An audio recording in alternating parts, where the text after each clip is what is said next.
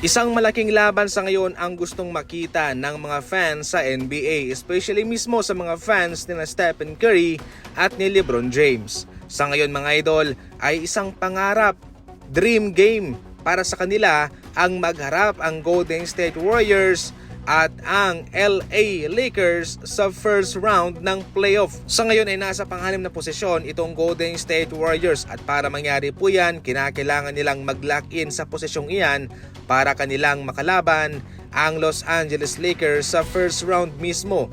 Pero kung sakaling sila'y malalaglag sa play-in tournament ay mukhang malabo pong mangyari yan. Gayunpaman, kung sakaling makapasok pa rin naman ang Golden State Warriors sa playoff galing sa play-in tournament, posible silang magharap sa second round na mismo.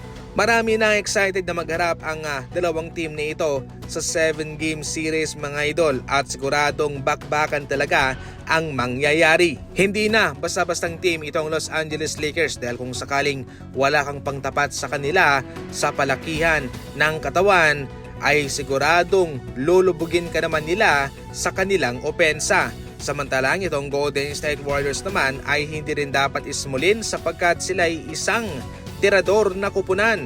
Hindi lang sila magaling sa 3-point line kundi maasahan din naman yung kanilang ibang manlalaro, especially si Jimmy Butler sa pag-atake sa loob.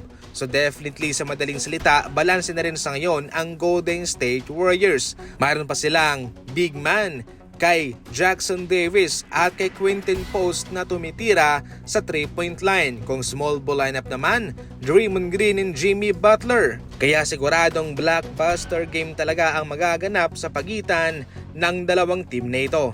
Ngunit para naman kay Paul Pierce mga idol, pinaliwanag niya na ang Golden State Warriors lang daw ang tanging team na makakalaglag sa Lakers sa first round.